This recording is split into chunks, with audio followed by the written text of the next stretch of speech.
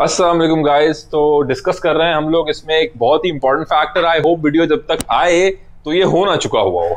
ठीक है, क्या वो फैक्टर है? इस वक्त बीटीसी है 20,000 21,000 की रेंज में फाइट कर रहा है, लेकिन वो क्या सिनेरियोज हैं जिसमें बिटकॉइन जो है वो 13,000 तक जा सकता है, जो कि उसकी एक और बहुत स्ट्रॉन्ग सपोर्ट है। उसके 13,000 से 20,000 के बीच में भी हैं, लेकिन 13,000 तक क्या फैक्टर्स हैं कि लाइकली लग रहा है कि बीटीसी जा सकता है वहां?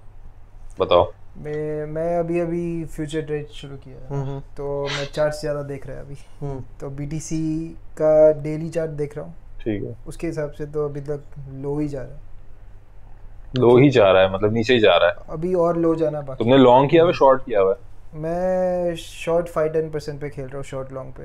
तुम्हें याद है शॉर्ट करवाया था तुमसे जब 28 पे था? हाँ। और तुम्हें क्या कहा था मैंने कि बंद नहीं करो बंद इसे। नहीं करो। और 32 पे गया था और मैं तुम्हें कहा था बंद नहीं करो, तुमने बंद कर दिया था। मैं बंद कर दिया था, पर अगर ना किया होता तुमने बंद। वही तो बात है, मैं डर पे नहीं कर रहा हूँ। डर पे नहीं कर रहा हूँ मैं बंद। 5-10% पे प्रॉफिट उठा रहा हूँ बस। सही कर रहे हो, चलो अच्छा कर रहे हो, अच्छा कर रहे हो। लेकिन वो शॉर्ट वाला मैंने तुम्हें स्पेसिफिकली कहा था कि इसको रखो, इसको ऑन रखो। चांदनी हो जाती है अभी। हाँ, चांदनी हो जाती। 300-400%। कितना एक्स लगाया था? 10x था ना? हाँ। ओ भाई 10x था। तुम्हारा आराम से कोई 600-700% बन चुका होता। अच्छा। उफ 600-700%, क्योंकि 10,000 ऑन इज 33%। 33 इंटू 10 मतलब 400% तक बन चुका होता तुम्हारा। चलो पहला ट्रेड था हमारा, कोई बात नहीं। खैर, तो 13,000 तक तुम्हें क्यों लग रहा है बीटीसी जा रहा है? 13,000 मैं पक्का नहीं बोल रहा, क्योंकि मेरा हिसाब से 16,000 15,000 तक टच हो सकता है। मेरा हिसाब से जो मैं चार्ट देख के बोल रहा हूँ। ठीक ठीक ठीक। और मशहूद ज़्यादा भाई? कुछ नहीं। यार, दो तीन चीज़ें जिस वजह से 13,000 जा सकता है। सबसे पहली चीज़ तो यही होगी कि भाई कोई वेल इंस्टीट्यूशन के पीछे पड़ जाए कि मुझे इसको लिक्विडेट करके ही रहना है, क्योंकि उसमें उनका बहुत बड़ा फ़ायदा है। अभी लिक्विडेशन प्राइस ही अगर 16-17 है किसी इंस्टीट्यूशन की, तो जाहिर है वो विक 12-13,000 की लाएगा। सेल्सियस की है तो फिर वो 12-13,000 की विक लाएगा ताकि सब साफ हो जाए उनका एक ही दफ़ा में। मार्जिन कॉल नहीं, लिक्विडेशन। हाँ, खत्म हो जाएगा, जीरो गए सारे उनके। एक तो है ना कि मार्जिन कॉल आ गई आपको उसमें। लिक्विडेट भाई। जैसे माइकल सेलर को 21,000 पे मार्जिन कॉल आई हुई है। तो बस वो अगला फिर वही होगा, फिर मेरे ख्याल से अगला वही है। हाँ। वो लिक्विडेट कर दी वेल उसको। यार अगर वो लिक्विडेट हो गया ना तो वाट लग जाएगी। हाँ। उसका वो है, क्या है माइकल सेलर का? उसके पास बहुत कितने बिटकॉइन हाँ हाँ, बहुत कुछ के खरीदे हुए थे उसने। हाँ हाँ, उसने तो बहुत बिटकॉइन खरीदे हैं। क्या नाम है उसकी जो बहुत बड़ा वो, अबे क्या नाम क्यों भूल गया मैं उसके। खैर एनीवेज, बहुत इंपॉर्टेंट उसका वो है फंड। इसके तो साथ साथ और क्या हो सकता है? आई थिंक एक चीज ये भी होगी, अगर बिटकॉइन 15-16 हज़ार चला गया ना और वहां रहना शुरू हो जाएगा, तो माइनिंग पे जो फर्क आएगा ना, उस माइनिंग कम होने की वजह से जो नेटवर्क पे इफेक्ट आना शुरू होगा, हैश रेट कम हो जाएगा नेटवर्क में जब माइनिंग कम होगी या जो भी होगा, वो क्या इम्पैक्ट होगा नहीं पता मुझे अभी इस वक्त ना। ये इससे मुझे याद है, आज ही मैं देख रहा था, मैं पढ़ रहा था आर्टिकल कि ट्विटर पे बल्कि ट्वीट थी एक माइनर कम्युनिटी की, उसकी अच्छा मुझे नाम याद नहीं आ रहा, कि जो इस वक्त बड़े माइनिंग के फार्म्स है वो एक्चुअली लॉस में चल रहा है। तो फिर ये जो रियलाइज्ड वैल्यू है उनकी उससे कम पे है इस वक्त। और देखो जो हमने माइनिंग लगाई हुई उसमें भी हमारी बाट लगी हुई है हमारी। तो यही तो इशू है ना कि अब इतना कम प्रॉफिटेबिलिटी हो जाएगी तो लोग कुछ ना कुछ तो बंद करना शुरू करेंगे। एग्जैक्टली बंद करेंगे, हैश रेट नीचे जाएगा, नेटवर्क स्लो हो जाएगा, या शिफ्ट करेंगे दूसरे कॉइन पे जाएंगे। तो फर्ज करो इथेरियम स्लो हो गया मजीद, तो क्या होगा यार फिर? तो फिर तो बड़ा मसला हो जाएगा, फिर पता नहीं क्या होगा प्राइस के साथ। और देखो तुम एक चीज, एनएफटीज मार्केट से गायब हो गए, कोई बात नहीं कर रहा। कोई नहीं बात कर रहा है। कोई लिटरली मतलब ना बोर्ड एप की बात हो रही है ना कुछ हो रहा है। बिल गेट्स ने बस अभी रिसेंटली कहा था कि bored ape has a lot of value in the world because it solves a lot of real world issues. मतलब उसने ताना मारा था कि it eradicates a lot of real world issues. Having a monkey image eradicates a lot of real world. इसी तरह की वो बात उसने की थी, ताना मारा था। एक और उसने अभी 2 दिन पहले ताना मारा है ना कि क्रिप्टो की जो थ्योरी है वो है बिगर फूल थ्योरी, कि मैं बेचता हूं तो कोई खरीदता है। तो कोई मुझसे भी बड़ा फूल है जो खरीदता है। तो क्रिप्टो की बेस ही सारी बिगर फूल पे है और यही होगा जो सबसे ज्यादा खरीद के बैठेगा। बिल्कुल हो सकता है भाई, कोई पता नहीं है। हाँ, एक दिन खबर आएगी 2 साल 1 साल बाद इसके पास 2 बिलियन के बिटकॉइन पड़े हैं। एग्जैक्टली 3 बिलियन के। तो तुम्हें क्या लगता है 13,000 क्या सिचुएशन ले जाएगी वहाँ? तुम्हारी बात से मैं बिल्कुल एग्री करूंगा कि ये जो लिक्विडेशंस हैं मेजर इंस्टीट्यूशंस की, मार्जिन कॉल्स और लिक्विडेशंस हैं, ये पुश डाउन कर सकती हैं कि जो बिग बैंक्स हैं, खासतौर पे वो जिन्होंने अपने स्पॉट ईटीएफ्स डाले हुए हैं, ग्रे स्केल ने, ठीक है, ये लोग जो हैं, अब ग्रे स्केल का स्पॉट ईटीएफ ड्यू है अप्रूवल के लिए 6-7 तारीख को, और ये बुलिश न्यूज है आज की कि एससीसी ने ये कहा है, आज जो रिकॉर्ड, आज का तारीख है 17 जून हो गई यार, जल्दी 17 जून को, कि we don't see fundamental reasons of disapproving spot ETFs for bitcoin. बहुत बड़ी बात है ये एससीसी का कहना, ठीक है। तो आई थिंक उससे पहले मार्केट को ये गिराएंगे बड़ी बाइंग करने के लिए। हाँ, आई थिंक सो। देखो उसमें गवर्नमेंट का भी फायदा इन द सेंस इस तरह है कि आपने सारे नॉर्मल आए बाएं शाएं प्लेयर साफ कर दिए मार्केट से, अब बड़े बड़े प्लेयर बैठ के खरीद रहे हैं। बड़े प्लेयर कहाँ से खरीद रहे हैं? स्पॉट से खरीद रहे हैं या बड़े एक्सचेंजेस से खरीद रहे हैं। उन सबको ये अपने ग्रुप में कर लेंगे। बिटकॉइन का जो नेटवर्क है वो तो आप कंट्रोल नहीं कर सकते, आपको नहीं पता चल सकता कौन बाइंग कर रहा है कौन सेलिंग कर रहा है, सही है। लेकिन अगर आप स्पॉट ईटीएफ को कंट्रोल कर लो या एक्सचेंज को कंट्रोल कर लो तो फिर आपको पता चल जाएगा कौन बंदा क्या खरीद रहा है। एग्जैक्टली। माइक्रो स्ट्रैटेजी, सॉरी अब ना मैंने वो गूगल करना पड़ा मुझे, मुझे याद नहीं आ रहा था। माइकल सेलर मार्जिन कॉल मैंने ठीक है चेक किया है। माइकल सेलर की कहाँ पे टांग गई माइकल सेलर की। वो तो कह रहा है कि भाई हमें कोई मार्जिन कॉल नहीं है, डिनाई कर रहा है। It hasn't received margin call against a 205 million Bitcoin backed loan it took in March. इन्होंने लोन अभी 1.5 बिलियन का और लिया है कि हम और खरीदेंगे। ये थोड़ा सा अच्छा, ये भी थोड़ी सी अजीब सी स्ट्रैटेजी है कि ये 30 पे भी बुलिश था, 40 पे भी बुलिश था। देखो बुलिश हर कोई होता है, फंडामेंटली स्ट्रांग है, मैनिपुलेशन हो रही है, बेशक हमें मालूम है, लेकिन एज माइकल सेलर यार एटलीस्ट तुम दोनों तरफ का खेल भी रहा होगा, खैर शॉर्ट भी करता होगा, ऐसी बात नहीं है। अपने वो कोई भी अपनी खोल के तो नहीं रखेगा ना कि मैं ये पैसे कमा रहा हूँ। दूसरा इन्होंने बहुत तरह की मार्केट्स देखी भी है ना। हाँ, इनका एक्सपीरियंस है उन सब चीज़ों का, इन सब क्रैशेस का और इन सब चीज़ों का, तो उसको पता है कि किस तरह ऑपरेट होती है चीज़, तो वो उस हिसाब से बात कर रहा होगा। Micro strategies chief financial officer, ये मैं बाय द वे रीड कर रहा हूँ सीएनबीसी से, ठीक है। MicroStrategy's chief financial officer previously highlighted in May, 1 महीना पहले that if Bitcoin was to drop below 21,000 it could trigger a margin call। ठीक है, क्यों बताया इसने? सबको बता दिया इसने, ये सब सबको बता दे शोर मचा के। अब वो गिराएंगे 21,000 से नीचे ठीक है कि इसको लिक्विडेट करो।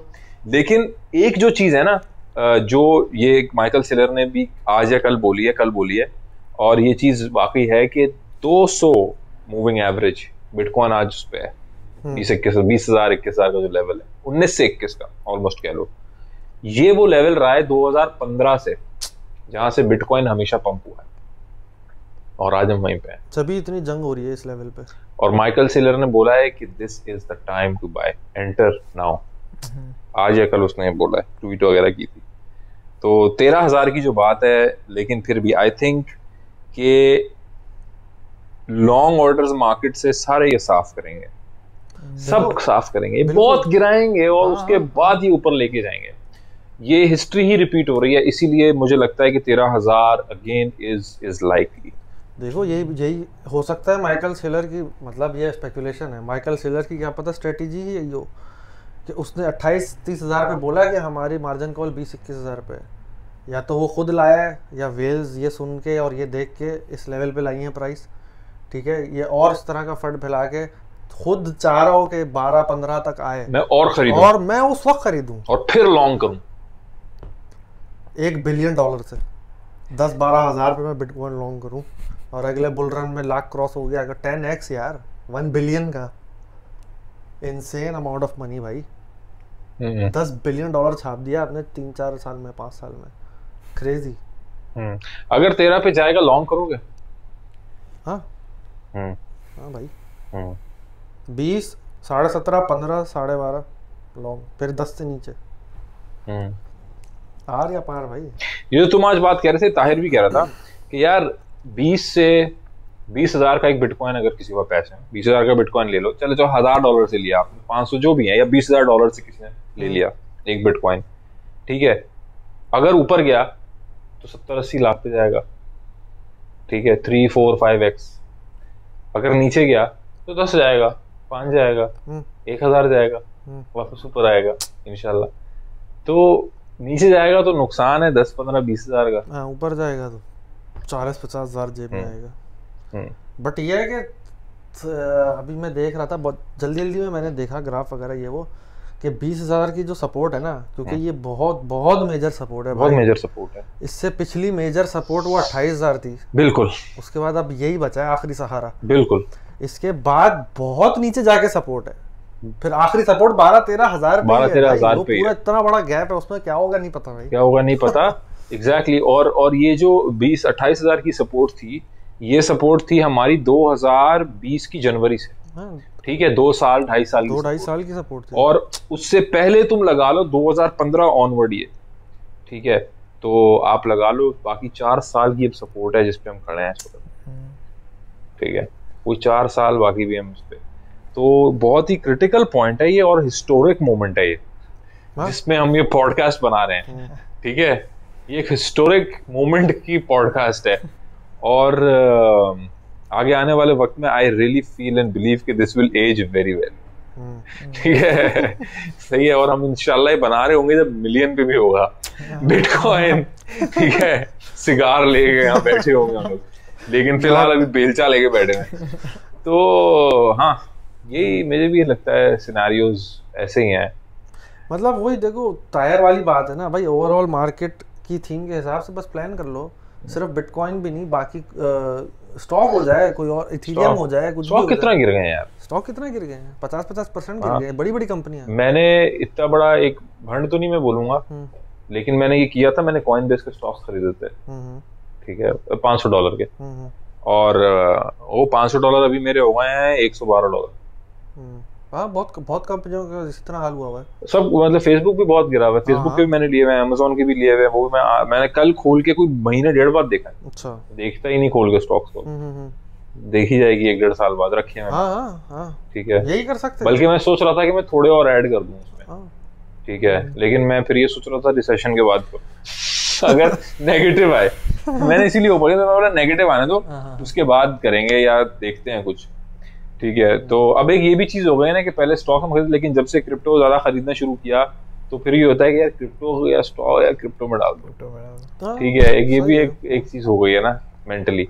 लेकिन हाँ, स्टॉक्स भी बहुत गिरे हैं, इतना लोग उसके बारे में बात नहीं करते, लेकिन 90% गिर गए हैं स्टॉक्स भी। हाँ भाई, ठीक है, बस वही है, बंदा खरीदता रहे थोड़ा थोड़ा कर करके, जाहिर है उतना ही लगाओ भाई जितना आप अफोर्ड कर सकते हो, रीजनेबली, लॉजिकली, बस खरीदते जाओ। इस चीज को छोड़ दो कि मार्केट क्या बोल रही है, कौन क्या फियर फैला रहा है, कौन क्या कर रहा है। जब भी मार्केट का फियर इंडेक्स 10 से नीचे रहा है, that has always been a great time to buy historically, तो why should it not be a good time to buy now? एक ये क्वेश्चन है, ये एक क्वेश्चन है कि भाई how long will it stay at 7, 6, 9, 10, 12, may be few months, लेकिन पूरी जिंदगी के लिए तो फियर इंडेक्स ये नहीं रहेगा ना। नहीं, फियर इंडेक्स बस इसमें ही निकल जाएगा, फियर इंडेक्स 60 पे जाएगा, 70 पे भी जाएगा, इवेंचुअली सही फुल एक्सट्रीम ग्रीड पे भी जाएगा, और वहां पे हम एग्जिट करेंगे, वहां पे हम एग्जिट करेंगे, शॉर्ट कर देंगे, ठीक है, मार्केट को, सिंपल, और कोई दूसरा गेम नहीं है। टफ टाइम है उन लोगों के लिए जिन लोगों ने खोए हैं पैसे, खासतौर पे लेवरेज ट्रेडिंग में, तो उन लोगों के लिए कोई वर्ड्स जिन्होंने खोए हैं पैसे, जिन लोगों ने पैसे खोए हैं, अगर तो भाई अल्लाह ना करे, बट होपफुली आपने लाइफ सेविंग नहीं गवा दी अपनी।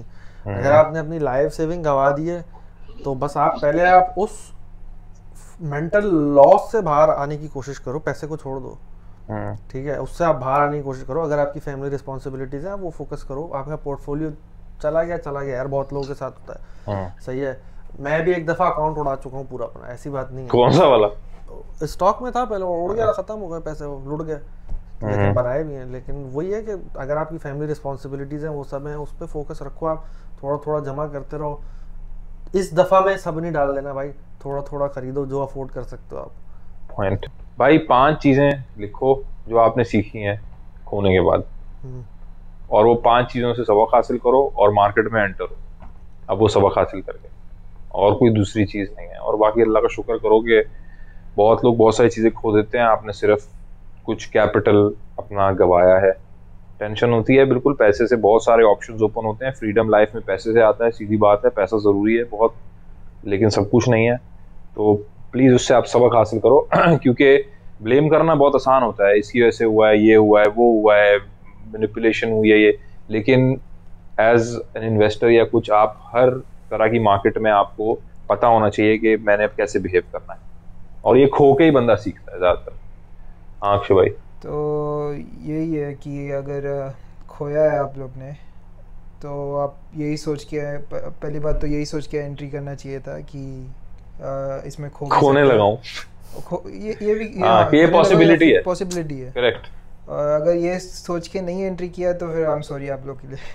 बिल्कुल, क्योंकि खोया है, मैंने भी खोया, पूरा खोया, जैसे अभी रिसेंटली पूरा खोया। इतना जो स्टार्टिंग का वीडियो में बोल रहा था ना, लेवरेज ट्रेडिंग में अच्छा डबल ट्रिपल कर लिया, वो पूरा गायब हो गया था, फिर वापस बना लिया मैंने। तो जो खोएगा, अगर आप टिका रहेगा तो वापस कमा सकते हैं, पर उदास होके बैठ के कुछ फायदा नहीं है। हाँ, उदास होके बैठ के देखो कुछ फायदा नहीं है, लाइफ में बहुत कुछ हो जाता है। गुड पॉइंट होता है। खैर guys, we'll be back in the next video. Thank you so much. Thank you.